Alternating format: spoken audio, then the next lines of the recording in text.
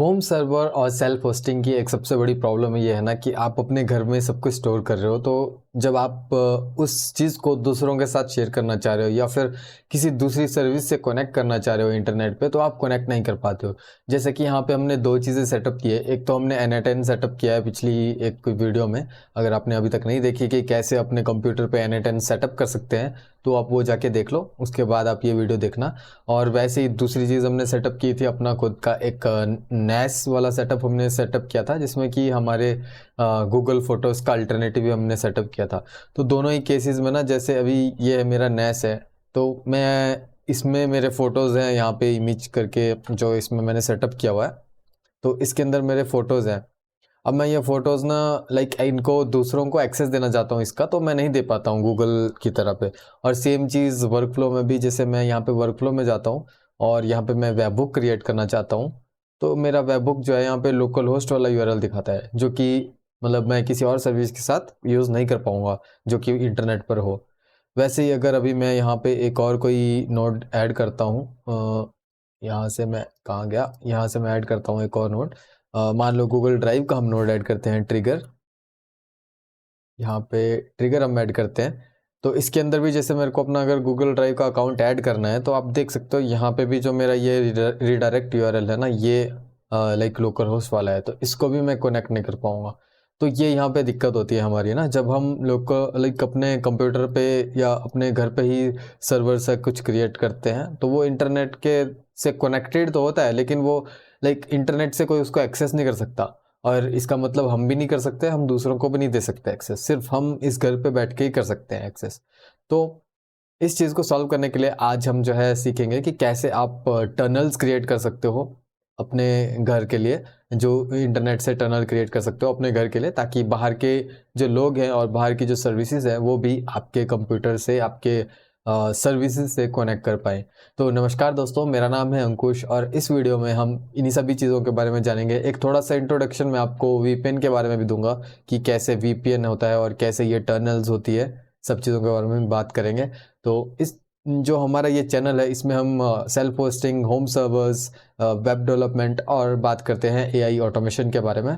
तो अगर आपको ये सब चीज़ों के बारे में इंटरेस्ट है, तो प्लीज़ आप चैनल को सब्सक्राइब कर लीजिए और इस वीडियो को लाइक और शेयर भी कर दीजिएगा। तो सबसे पहले तो हम जान लेते हैं कि एक जो हमारा वीपीएन होता है, वो और ये कैसे डिफरेंट होता है। तो जैसे कि मैं यहाँ पे, ये आपका घर है, ठीक है, ये आपका होम सर्वर है, ठीक है।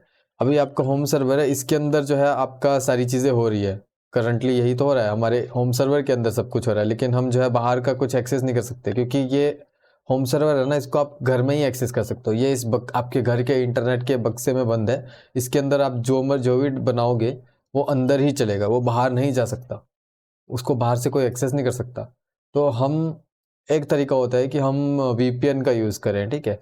अब वीपीएन के केस में क्या होता है कि हम एक टनल बना देते हैं इस तरीके से, यहाँ पे हम वीपीएन इंस्टॉल कर देते हैं और एक टनल बना देते हैं। ये हमारा मेन गेट हो गया, ठीक है।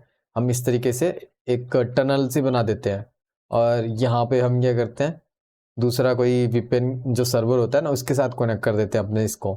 तो अब मैं क्या कर सकता हूँ, कहीं से भी बैठ के मुझे बस इससे कनेक्ट करना है, इस वीपीएन सर्वर से। और इस वीपीएन सर्वर से मैं बेसिकली अपने घर के अंदर की जो भी सर्विसेज है ना, वो एक टनल, इस तरह के टनल के माध्यम से एक्सेस कर सकता हूँ।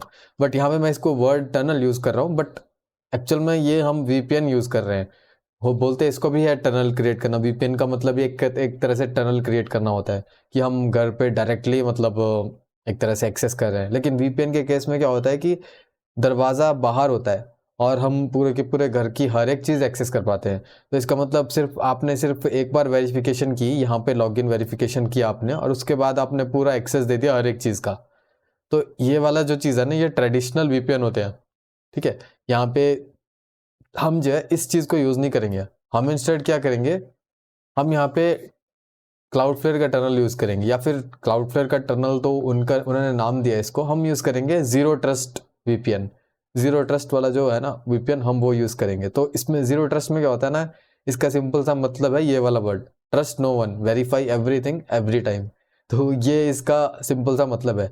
इसका मतलब दरवाज़ा जो है ना, आपने यहाँ पे नहीं लगाया हुआ है, अब आप दरवाज़ा ऐसे नहीं लगा दोगे कि भाई लाइक यहाँ पे दरवाज़ा नहीं लगा दोगे आप, तो आप इंस्टेड ऑफ ऐसे दरवाज़ा लगा के आप क्या करोगे, ऐसा कोई दरवाज़ा लगाओगे ही नहीं, आप ना दरवाज़ा स्पेसिफिक जगह पे लगाओगे। तो जैसे कि मैं डायरेक्टली सिर्फ इस ऐप से कनेक्ट कर रहा हूँ, मैं बाकी किसी और ऐप से कनेक्ट नहीं कर रहा हूँ, वैसे ही मैं स्पेसिफिकली अगर इसी ऐप का एक्सेस दे रहा हूँ तो इसी ऐप का एक्सेस ही होगा, और इसके लिए भी वेरीफाई आपको लाइक अथेंटिकेट करना पड़ेगा।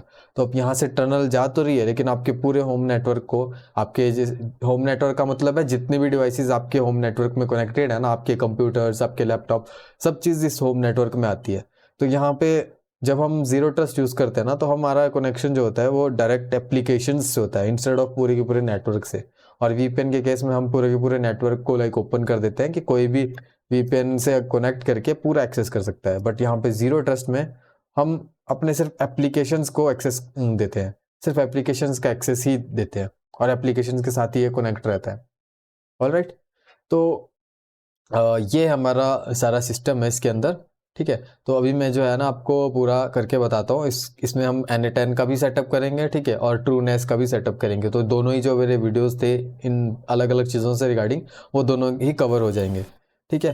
तो सबसे पहले तो हम N10 का कर लेते हैं क्योंकि वो ज़्यादा इंपॉर्टेंट है अभी, ठीक है, और थोड़ा सा वो डिफरेंट है। दोनों का जो टेक्निकल सेटअप है ना थोड़ा थोड़ा डिफरेंट है, बट कंसेप्ट सेम ही है। क्लाउडफ्लेयर की तरफ से तो प्रोसेस भी सेम ही है। इस वीडियो में मतलब आगे बढ़ने से पहले ना आपको डोमेन की ज़रूरत ज़रूर होगी। तो अगर आपने डोमेन खरीदना है तो वो आप पहले देख सकते हो कि डोमेन मैं कैसे खरीद सकता हूँ। अब बहुत सारे डोमेन मैंने बहुत ट्राई किया कि मैं आपके लिए सस्ता डोमेन ढूंढूं या फिर फ्री ढूंढूं। पहले फ्री डोमेन होते थे, ये एक वेबसाइट थी freenom.com, अभी तो ये नहीं चल रही है, अभी तो इस टाइम पे डिसकंटिन्यू कर दिया इन्होंने क्योंकि कुछ लॉसूट वगैरह हुआ था इनके ऊपर, पता नहीं क्या हुआ था। तो अगर आपके पास ये जो वेबसाइट है ये चल रही होगी फ्यूचर में, तो आप जाके यहाँ से फ्री डोमेन ले सकते हो। ये आपको .tk .ml ऐसे ऐसे एक्सटेंशन में आपको डोमेन प्रोवाइड करते हैं, तो वो आप देख सकते हो अगर फ्यूचर में यही चले। इसके अलावा एक और वेबसाइट थी जो कि कुछ ऐसी थी, ये वाली। तो ये वाली एक वेबसाइट है जो आपको फ्री डोमेन प्रोवाइड करती है इस वाली एक्सटेंशन में eu.org, बट ये टाइम लगता है इसमें, कई बार बहुत टाइम लगता है। तो ये एक वाली वेबसाइट है, आप इन वेबसाइट्स को चेकआउट कर सकते हो। बाकी अगर आप स्पेंड कर सकते हो तो यहाँ पे 170 रुपीज़ का जो आपको XYZ डोमेन है वो मिल जाता है साल के लिए, पहली साल के लिए तो मिल जाता है ये पूरा का पूरा। तो ये आप ले सकते हो अगर आप स्पेंड कर सकते हो ना 200 का रुपये, तो ये आप यहाँ से ले सकते हो होस्टिंजर से XYZ डोमेन, ठीक है। तो ये हो गया डोमेन का सीन। अब हम चलते हैं क्लाउडफ्लेयर में। आपको क्या करना है, सबसे पहले क्लाउडफ्लेयर में जाना है, लॉगिन करना है, ठीक है। आपका जो भी डोमेन है वो आपको यहाँ पे ऐड कर देना है। तो जैसे कि अभी मेरे डोमेन ऑलरेडी कनेक्टेड है, मुझे अगर यहाँ पे डोमेन ऐड करने हैं तो मैं यहाँ पे ऑनबोर्ड डोमेन करूँगा, यहाँ पे अपना डोमेन नेम डालूंगा और कंटिन्यू कर दूंगा। अब क्लाउडफ्लेयर क्या करेगा, सारे के सारे जितने भी DNS रिकॉर्ड्स हैं ना इस डोमेन से रिलेटेड वो अपने पास उठा लेगा, आपको बस फिर नेम सर्वर चेंज करने हैं। ऑलराइट, तो ये कोई बहुत बड़ी डिफ़िकल्ट चीज़ नहीं है। जो लोग ये सब करने चाह रहे हैं इस टाइम पे वो उनके लिए ये सिंपल होना चाहिए। तो मैं यहाँ पे ज़्यादा डिटेल में नहीं बताऊँगा नेम सर्वर्स कैसे चेंज करते हैं, वो सब के लिए आप बहुत सारी वीडियोज़ देख सकते हो और भी। और दूसरी बात कि आपको लाइक मेन डोमेन की ज़रूरत नहीं है यहाँ पे, ठीक है। आपके पास अगर कोई ऑलरेडी डोमेन है, जैसे कि मेरे पास बहुत सारे डोमेन हैं, तो अगर मैं चाहूँ तो इन डोमेन्स का एक सब डोमेन भी क्रिएट कर सकता हूँ, जैसे कि cloud.ankushanand.com या इस तरह का डोमेन भी मैं यूज़ कर सकता हूँ अपने इस सारे सेटअप के लिए, ठीक है, जैसे मैंने किया भी है। तो मेरा अगर असली N10 देखोगे तो उसमें मैंने सब डोमेन ही यूज़ किया है। ऑलराइट, तो ये सब करने के बाद अब आ जाते हैं हम अपने पॉइंट पे, ठीक है। आपको क्या करना है, यहाँ पे क्लाउडफ्लेयर में जाके जीरो ट्रस्ट वाला ये ऑप्शन ढूंढना है। हो सकता है कल को UI चेंज हो जाए, तो आपको ऑप्शन ढूंढना है फिर से और इस पर क्लिक करना है, ठीक है। तो यहाँ पे क्लिक करने के बाद आपके पास यहाँ पे बहुत सारी चीज़ें दिखेंगी, तो ज़्यादा कंफ्यूज होने की जरूरत नहीं है। आपको बस यहाँ पे ढूंढना है कि टनल का ऑप्शन कहाँ पे है, तो ऐसे आप ओपन कर सकते हो इन चीज़ों को। और ये वैसे नेटवर्क के अंदर रहता है टनल्स का ऑप्शन, आपको बस इसके ऊपर जाना है, ठीक है, और यहाँ पे ऐड ए टनल पे क्लिक कर देना है, ठीक है। अब इसमें दो टनल, यहाँ पे दो टाइप की टनल टाइप दिखा रहा है, हमको चाहिए क्लाउडफ्लेयर वाला, इसको आप इसको आपने चूज कर देना है।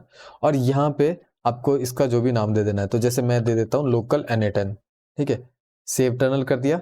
अब इसका नाम कुछ भी दे सकते हो, ये आपके पर्सनल के लिए। अब यहाँ पे अलग अलग ऑप्शन उन्होंने दे रखे हैं, तो डिपेंडिंग ऑन कि आप क्या यूज़ कर रहे हो आप उस ऑप्शन को चूज़ कर सकते हो। तो मैं यहाँ पे क्या चूज़ करूँगा, डॉकर चूज़ करूँगा, क्योंकि हम क्या कर रहे हैं यूज़ डॉकर। तो इस तरीके से हमारा जो डॉकर कंपोज वाला फाइल है ना वो बना हुआ है यहाँ पे। तो हमें क्या करना है, इसको ही एडिट करना है, इसी के अंदर इसको डालना है। यहाँ पे मैं इसको इसके अंदर ही रखूँगा, ताकि कल को मैं अगर यहाँ से इस वाले को बंद करता हूँ तो मेरा टनल है, इसका जो कनेक्टर है ये भी बंद हो जाएगा। तो इसलिए मैं इसको इसके अंदर ही रख रहा हूँ। ठीक है, तो सबसे पहले तो आपको क्या करना है ना, जो आपका ये लोकल NA10 वाला चल रहा है ऑलरेडी, अगर ये ऑन है तो इसको आप स्टॉप कर दो, सारी की सारी चीज़ों को बंद कर दो यहाँ पे। ठीक है, कुछ भी चालू नहीं होना चाहिए। ठीक है, अब मेरे हिसाब से तो आप इसको डिलीट भी कर सकते हो। ठीक है, पूरे पूरे इसको डिलीट भी कर सकते हो। तो अगर मैं इसको डिलीट करूँगा, मेरा जो एक्चुअल जो सिस्टम है ना वो डिलीट नहीं होगा। तो अगर मैं फाइल्स में जाता हूँ तो ये मेरा है लोकेशन जहाँ पे मैंने ये फाइल स्टोर करी थी, जो मेरा बेसिकली ये लास्ट वीडियो में अगर आपने देखा होगा तो यहीं पे स्टोर की थी मैंने लोकल NA10 वाले में। यहाँ पे मैंने पूरा डॉकर कंपोज वाला फाइल जो है क्रिएट भी किया था और स्टोर भी किया था। सबसे पहले तो आपने डॉकर चूज़ कर लिया, आपने ये कॉपी कर लिया यहाँ से। ठीक है, इसके बाद आपको क्या करना है, एक नोटपैड आप निकाल लो। ठीक है, मैंने नोटपैड ऑलरेडी निकाल रखा है। मैं क्या करूँगा, इस कमांड को यहाँ पे पेस्ट कर दूंगा। अगेन हम जो है डॉकर कंपोज यूज़ कर रहे हैं, इसलिए हम ये कमांड डायरेक्टली रन नहीं करेंगे। ठीक है, हम डॉकर कंपोज की सहायता से इस वाले सिस्टम को रन करेंगे। तो यहाँ से हमें बस ये टोकन चाहिए, टोकन के ऊपर का हिस्सा सारा का सारा नहीं, ये नीचे वाला टोकन है, तो हम जो ऊपर वाला हिस्सा है ना इसको पूरा रिमूव कर सकते हैं। तो ये टोकन मुझे चाहिए एक। ठीक है, दूसरा मुझे क्या चाहिए, ये वाली एक जो लाइंस है कुछ, ये मुझे चाहिए। ठीक है, ये मैंने डिस्क्रिप्शन में डाल दिया गाइस, आप जाके वहाँ से कॉपी कर सकते हो।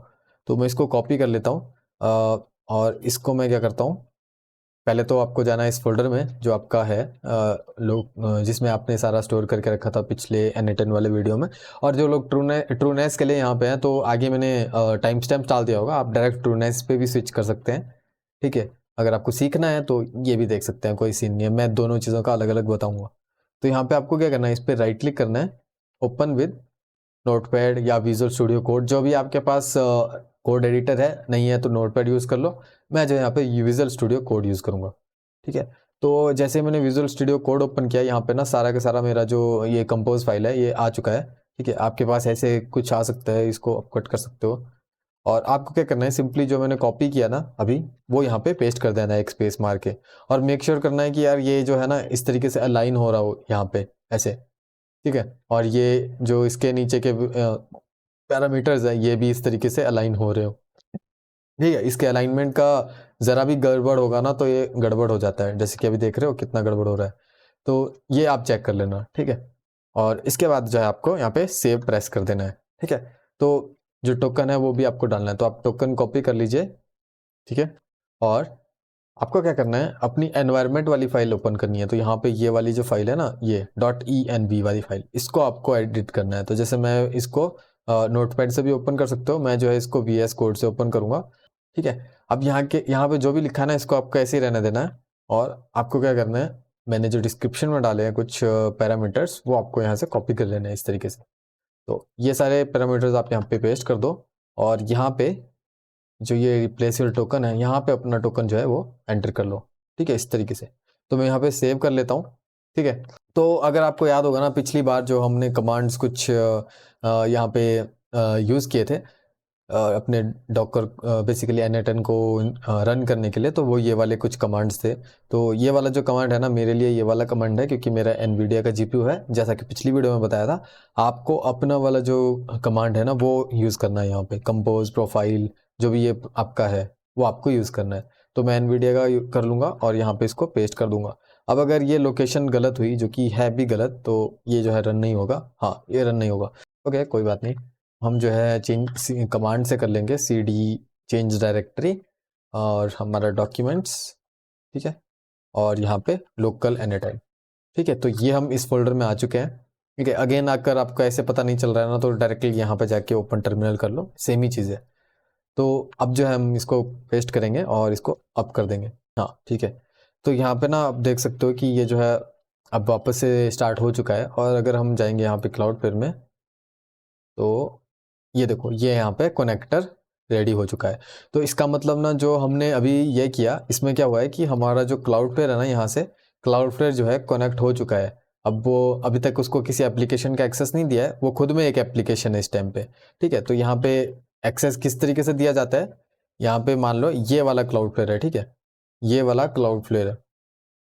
तो हमने क्या किया यहाँ पे, इस क्लाउडफ्लेयर तक जो है हमने कनेक्शन बना लिया है, ठीक है। अब इसके केस में क्या होता है ना, क्लाउडफ्लेयर के केस में ये कंटिन्यूअसली कनेक्शन बनाए रखता है अपने क्लाउडफ्लेयर के सर्वर के साथ, सॉरी इसके साथ नहीं, ये क्लाउडफ्लेयर के साथ बना रखता है। तो यहाँ पे क्लाउडफ्लेयर है, अगर ये रियल क्लाउडफ्लेयर है और ये क्लाउडफ्लेयर का जो हमने कनेक्टर इंस्टॉल किया, तो ये ना इसके साथ कंटिन्यूअसली कनेक्शन बना के रखता है, ठीक है। अब हमको यहाँ से सेट करना है, यहाँ से हमको सेट करना है कि यार हमको किस चीज़ का एक्सेस देना है। तो जैसे मैं यहाँ से एक्सेस दूंगा, मान लो यहाँ पे इसका, तो इसका एक्सेस मुझे मिल जाएगा।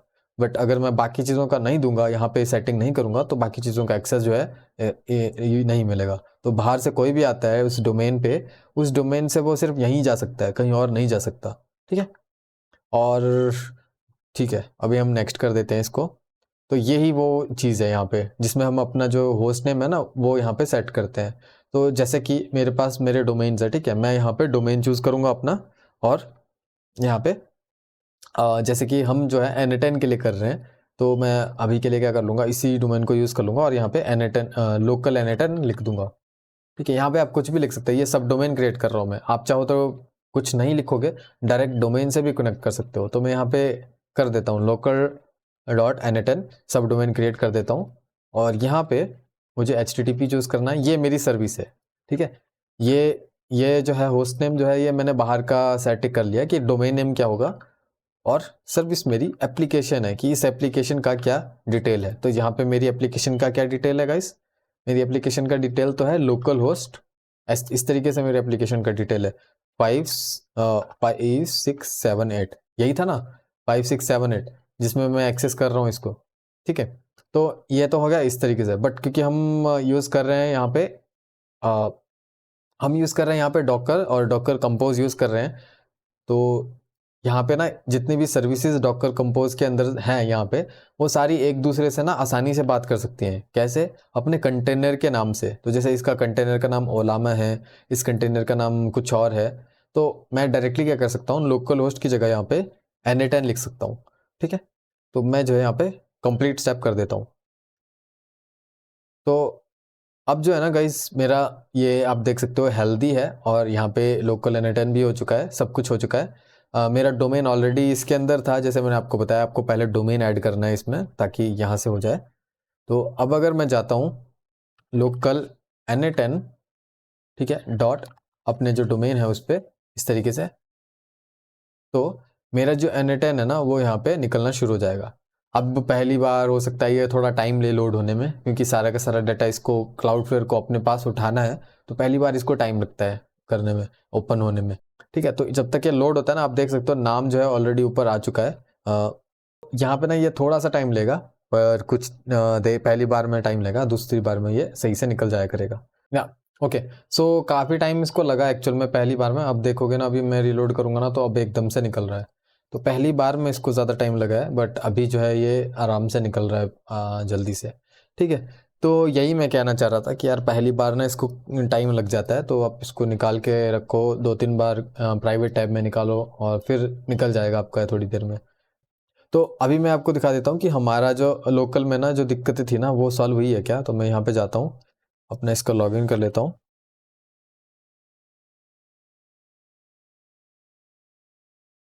ओके, तो मेरा जो लॉगिन है वो हो चुका है। अगेन ये थोड़ा सा स्लो रहने वाला है कंपैरेटिवली, क्योंकि हम जो है इसको इंटरनेट के थ्रू एक्सेस कर रहे हैं और हमारे कंप्यूटर से ही एक्सेस हो रहा है, तो ये थोड़ा सा स्लो रहने वाला है, ठीक है। तो अभी मैं अगर इसको ओपन करता हूँ ना, इस वर्कफ्लो को, ओके, सो यहाँ पे अगर आप देखोगे ना, तो वेबबुक का जो यूआरएल है ना वो अभी भी पुराना वाला है, और सेम इस केस में भी आपका ये जो यूआरएल है ये पुराना वाला है। तो इसको भी हमको सॉल्व करना है गाइस। तो इसके लिए हमें क्या करना होगा, आप अपने डॉकर वाला जो है ना उसको पूरे को निकाल लो फिर से, ठीक है, और यहाँ पे एनवायरनमेंट वाली फाइल को निकाल लो, ठीक है। एनवायरनमेंट वाली फाइल में ना आपको जो डोमेन आपने सेट किया ना अभी अभी, वो आपको यहाँ पे डालना है। तो जैसे मैं क्या करूँगा, ये जो मेरा डोमेन है, इस डोमेन को मैं यहाँ से कॉपी कर लूँगा, प्रॉपर जो मेरा यूआरएल है ना इसका, उसको कॉपी कर लूँगा और यहाँ पे इसको पेस्ट करना शुरू करूँगा। तो ये वाला सेट हो गया यहाँ पे, ठीक है, सॉरी यहाँ से सेट करेंगे इसको, आगे से हमको ये जो HTTPS वाला हिस्सा है ना, ये बचा के रखना है। और यहाँ पे भी इस तरीके से वेब बुक के एंड में आपको स्लैश लगाना है और होस्ट में भी ऐसे कर देना है, ऐसे करके। लेकिन यहाँ पे आपका ना ये हैश भी हटाना है इससे, तो ये अनकमेंट कर देना है इसको बेसिकली। तो ये जो है हमारा फाइल रेडी हो चुका है, ठीक है। हमको अब क्या करना है, अपना जो N8N है उसको रीस्टार्ट करना है। तो मैं यहाँ पे इसको जो है डिलीट कर देता हूँ। पहले मैं पॉज कर देता हूँ, इसको स्टॉप कर देता हूँ, ठीक है। इसको मुझे डिलीट कर देना है, ठीक है। और अब मैं क्या करूँगा, एक बार फिर से जो मेरा कमांड रन है ना वो मैं करूँगा। तो मैं टर्मिनल निकाल लेता हूँ फिर से। ओके, ये पुराना वाला टर्मिनल ही यूज़ करेंगे। इसमें मेरे को फिर से ये अप वाला कमांड यूज़ करना है, जिस ऊपर फाइल GPU अप वाला कमांड है। तो मैं इसको फिर से यूज़ करूँगा तो सारा का सारा फिर से क्रिएट हो जाएगा, जो भी मेरा नहीं हुआ है क्रिएट, और ये मेरा फिर से रन होना स्टार्ट हो जाएगा। तो अभी अगर मैं इसको क्लोज़ करता हूँ कि ये ऑलरेडी पुराना वाला लोडेड है, मैं फिर से इसको रिफ्रेश करूँगा।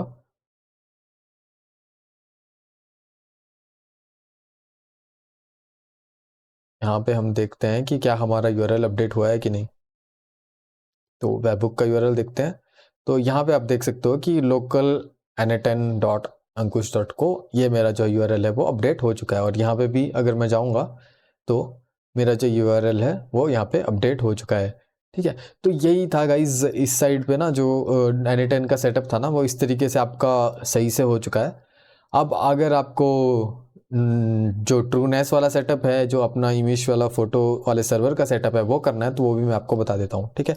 तो जिन लोगों का N8N वाला था वो यहाँ पे हमने पूरा कर दिया है। अब ट्रूनेस वालों की बारी है, तो ट्रूनेस का भी हम कर देते हैं। तो ट्रूनेस का भी जो प्रोसेस है लगभग सेम रहने वाला है, बट यहाँ पे क्योंकि हम जो है डॉकर वगैरह इंस्टॉल नहीं करेंगे, हम ऐप्स में ही जाएंगे।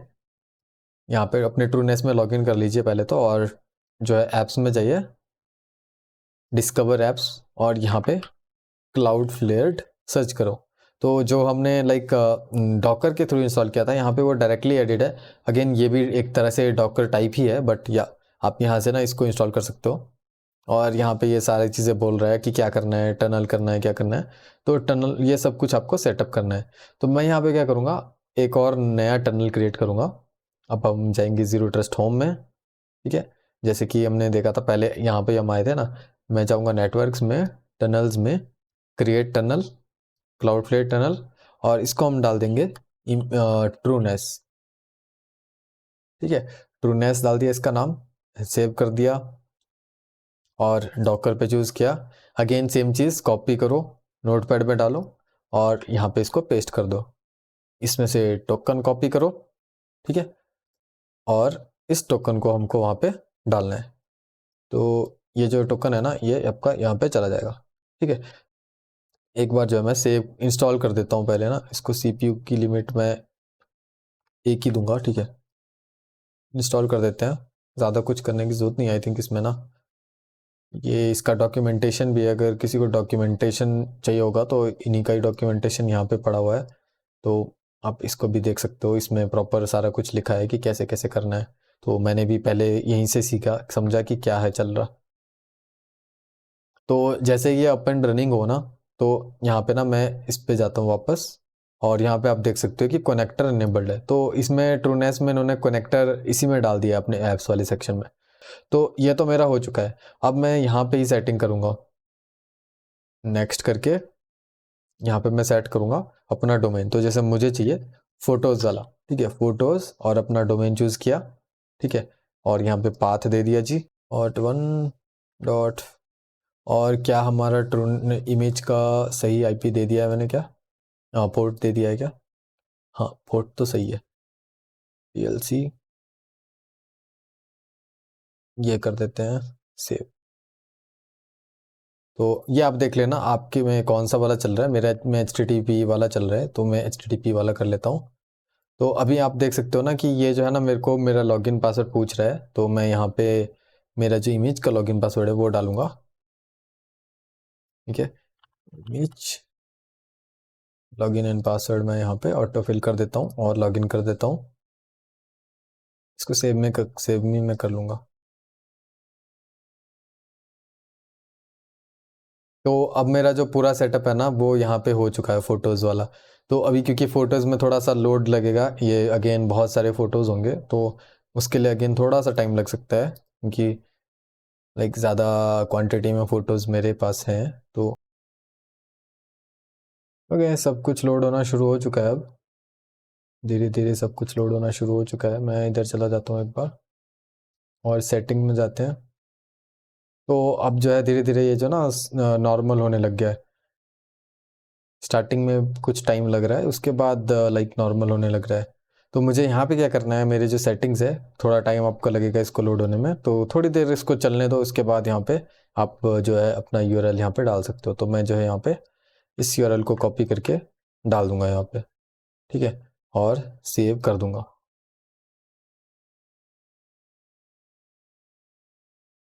ओके, सेव कर दिया है।